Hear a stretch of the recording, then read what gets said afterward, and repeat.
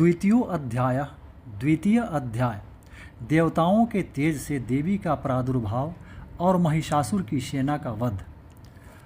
ओम मध्यम चरित्र के विष्णु ऋषि, महालक्ष्मी देवता, उष्णिक छंद, शाकंभरी शक्ति, दुर्गा बीज, वायु तत्व और यजुर्वेद स्वरूप है।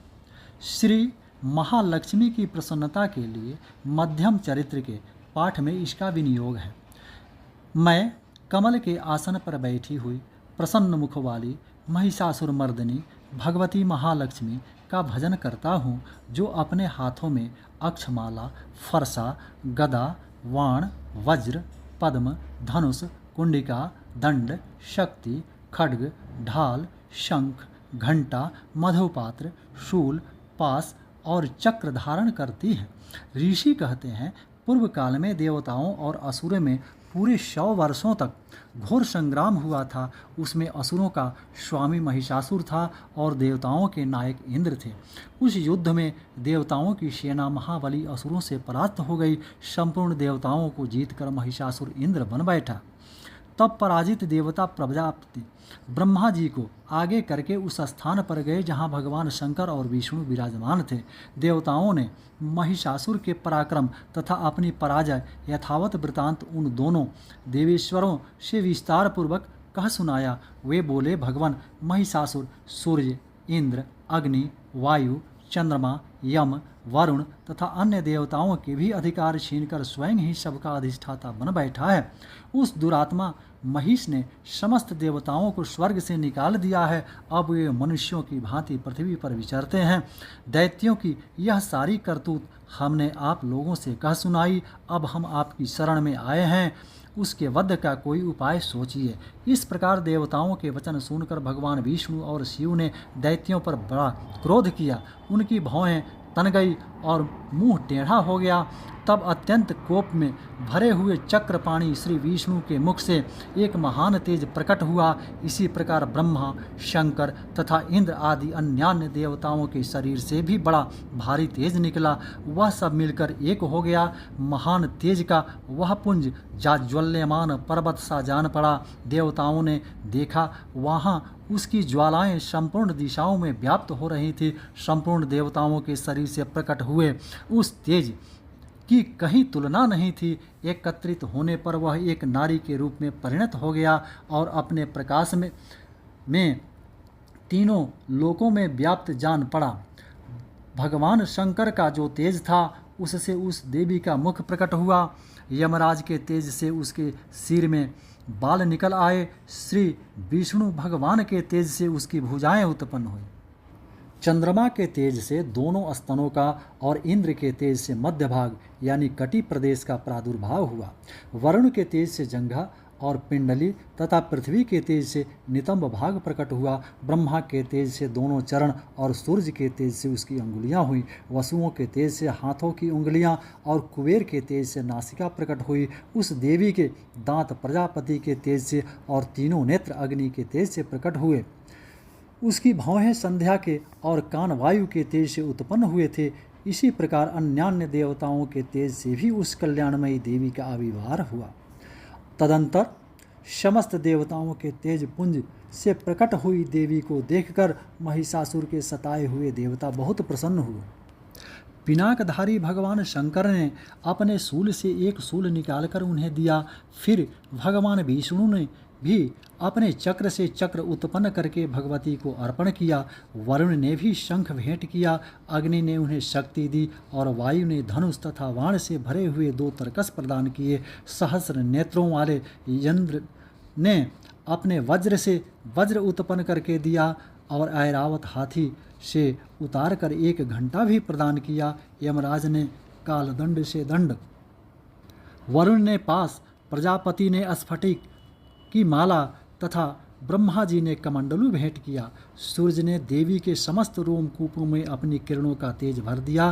काल ने उन्हें चमकती हुई ढाल और तलवार दी। क्षीर समुद्र ने उज्ज्वल हार तथा कभी जीर्ण न होने वाले 2 दिव्य वस्त्र भेंट किए। साथ ही उन्होंने दिव्य चूड़ामणि, 2 कुंडल, कड़े, उज्ज्वल अर्धचंद्र, सब बाहुओं के लिए क्यूर, दोनों चरणों के लिए निर्मल नुपुर, गले की सुंदर हंसली और सब अंगुलियों में पहनने के लिए रत्नों की बनी अंगूठियां भी दी। विश्वकर्मा ने उन्हें अत्यंत निर्मल फरसा भेंट किया, साथ ही अनेक प्रकार के अस्त्र और अभेद्य कवच दिए। इनके सिवा मस्तक और वक्ष स्थल पर धारण करने के लिए कभी न कुम्हलाने वाले कमलों की मालाएं दी। जलधि ने उन्हें सुंदर कमल का फूल भेंट किया। हिमालय ने सवारी के लिए सिंह तथा भांति भांति के रत्न समर्पित किए। धनाध्यक्ष कुबेर ने मधु से भरा पान पात्र दिया तथा संपूर्ण नागों के राजा शेष ने, जो इस पृथ्वी को धारण करते हैं, उन्हें बहुमूल्य मणियों से विभूषित नागहार भेंट किया। इसी प्रकार अन्य देवताओं ने भी आभूषण और अस्त्र शस्त्र देकर देवी का सम्मान किया। तत्पश्चात उन्होंने बारंबार अट्टहास पूर्वक उच्च स्वर से गर्जना की। उनके भयंकर नाद से संपूर्ण आकाश गूंज उठा।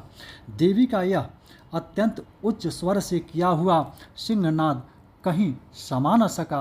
आकाश उसके सामने लघु प्रतीत होने लगा। उससे बड़े जोर की प्रतिध्वनि हुई, जिससे संपूर्ण विश्व में हलचल मच गई और समुद्र कांप उठे, पृथ्वी डोलने लगी और समस्त पर्वत हिलने लगे। उस समय देवताओं ने अत्यंत प्रसन्नता के साथ सिंहवाहिनी भवानी से कहा, देवी तुम्हारी जय हो। साथ ही महर्षियों ने भक्ति भाव से विनम्र होकर उनका स्तवन किया। संपूर्ण त्रिलोकी को क्षोभ ग्रस्त देख दैत्यगण अपनी समस्त सेना को कवच आदि से सुसज्जित कर हाथों में हथियार ले सहसा उठकर खड़े हो गए। उस समय महिषासुर ने बड़े क्रोध में आकर कहा, आह, यह क्या हो रहा है। फिर वह संपूर्ण असुरों से घिरकर उस सिंहनाद की ओर लक्ष्य करके दौड़ा और आगे पहुंचकर उसने देवी को देखा, जो अपनी प्रभा से तीनों लोकों को प्रकाशित कर रही थी। उनके चरणों के भार से पृथ्वी दबी जा रही थी, माथे के मुकुट से आकाश में रेखा सी खींच रही थी तथा वे अपने धनुष की टंकार से सातों पातालों को क्षुब्ध किए देती थी। देवी अपनी हजारों भुजाओं से संपूर्ण दिशाओं को आच्छादित करके खड़ी थीं। तदंतर उनके साथ दैत्यों का युद्ध छिड़ गया। नाना प्रकार के अस्त्र शस्त्रों से प्रहार से संपूर्ण दिशाएं उद्भासित होने लगी। चिक्षुर नामक महान असुर महिषासुर का सेनानायक था। वह देवी के साथ युद्ध करने लगा। अन्य दैत्यों की चतुरंगिनी सेना साथ लेकर चामर भी लड़ने लगा। 60,000 रथियों के साथ आकर उदग्र नामक महादैत्य लोहा लिया। 1 करोड़ रथियों को साथ लेकर महाहनु नामक दैत्य युद्ध करने लगा, जिसके रोएं तलवार के समान तीखे थे। वह अशिलोमा नामक महादैत्य 5 करोड़ रथी सैनिकों सहित युद्ध में आ डटा। 60 लाख रथियों से घिरा हुआ वास्कल नामक दैत्य भी उस युद्ध भूमि में लड़ने लगा। परिवारित नामक राक्षस हाथी पर सवार और घुड़सवारों के अनेक दलों तथा 1 करोड़ रथियों की सेना लेकर युद्ध करने लगा। बिड़ाल नामक दैत्य 5 अरब रथियों से घिरकर लोहा लेने लगा।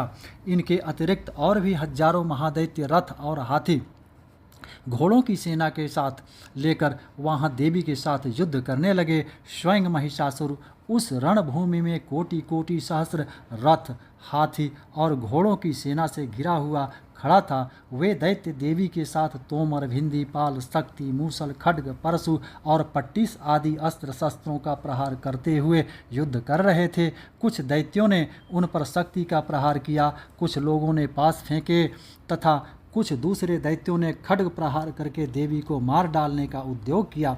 देवी ने भी क्रोध में भरकर खेल खेल में ही अपने अस्त्र शस्त्रों की वर्षा करके दैत्यों के समस्त अस्त्र शस्त्र काट डाले। उनके मुख पर परिश्रम तथा थकावट का रंज मात्र भी चिन्ह नहीं था। देवता और ऋषि उनकी स्तुति करते थे। वे भगवती परमेश्वरी दैत्यों के शरीरों पर अस्त्र शस्त्रों की वर्षा करती रहें।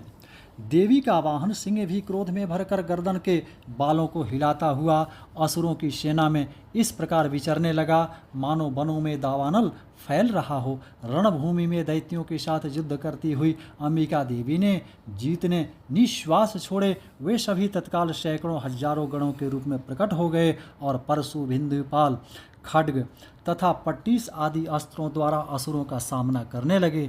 देवी की शक्ति से बढ़े हुए वे गण असुरों का नाश करते हुए नगाड़ा और शंख आदि बजाने लगे। उस संग्राम महोत्सव में कितने ही गण मृदंग बजा रहे थे। तदंतर देवी ने त्रिशूल से, गदा से, शक्ति की बाण वर्षा से और खड्ग आदि से सैकड़ों महादैत्यों का संहार कर डाला। कितनों को घंटे के भयंकर नाद से मूर्छित करके मार गिराया। बहुतेरे दैत्यों को पास से बांधकर धरती पर घसीटा। कितने ही दैत्य उनकी तीखी तलवार की मार से दो दो टुकड़े हो गए। कितने ही गदा की चोट से घायल हो धरती पर सो गए। कितने ही मूसल की मार से अत्यंत आहत होकर रक्त वमन करने लगे। कुछ दैत्य सूल से छाती फट जाने के कारण पृथ्वी पर ढेर हो गए। उस रणांगण में वाण समूहों की वृष्टि से कितने ही असुरों की कमर टूट गई। वाज की तरह झपटने वाले देवी पीड़क दैत्य गण अपने प्राणों से हाथ धोने लगे। किन्हीं की बाहें छिन्न भिन्न हो गईं, कितनों की गर्दनें कट गईं। कितने ही दैत्यों के मस्तक कट कट गिरने लगे। कुछ लोगों के शरीर मध्य भाग में ही विदीर्ण हो गए। कितने ही महादैत्य जांघें कट जाने से पृथ्वी पर गिर पड़े। कितनों को ही देवी ने एक बाँह, एक पैर और एक नेत्र वाले करके दो टुकड़ों में चीर डाला। कितने ही दैत्य मस्तक कट जाने पर भी गिरकर फिर उठ जाते और केवल धड़ के ही रूप में अच्छे अच्छे हथियार हाथों में ले देवी के साथ युद्ध करने लगते थे। दूसरे कबंध युद्ध के बाजों की लय पर नाचते थे। कितने ही बिना सिर के धड़ हाथों में खड्ग, शक्ति और रिष्टि लिए दौड़ते थे तथा दूसरे महादैत्य ठहरो ठहरो यह कहते हुए देवी को युद्ध के लिए ललकारते थे। जहाँ वह घोर संग्राम हुआ था वहाँ की धरती देवी के गिराए हुए रथ, हाथी, घोड़े और असुरों की लाशों से ऐसी पट गई थी कि वहाँ चलना फिरना भी असंभव हो गया था। दैत्यों की सेना में हाथी, घोड़े और असुरों के शरीरों से इतनी अधिक मात्रा में रक्तपात हुआ था कि थोड़ी ही देर में वहाँ खून की बड़ी बड़ी नदियाँ बहने लगी। जगदम्बा ने असुरों की विशाल सेना को क्षण भर में नष्ट कर दिया। ठीक उसी तरह जैसे तृण और काठ के भारी ढेर को आग कुछ ही क्षणों में भस्म कर देती है, और वह सिंह भी गर्दन के बालों को हिला हिलाकर जोर से गर्जना करता हुआ दैत्यों के शरीरों से मानो उनके प्राण चूने लेता था। वहाँ देवी के गणों ने भी उन महादैत्यों के साथ ऐसा युद्ध किया जिससे आकाश में खड़े हुए देवतागण उन पर बहुत संतुष्ट हुए और फूल बरसाने लगे। श्री मार्कंडेय पुराण में सावर्णिक मनवंतर की कथा के अंतर्गत देवी महात्म्य में महिषासुर की सेना नामक दूसरा ओम तत्सत।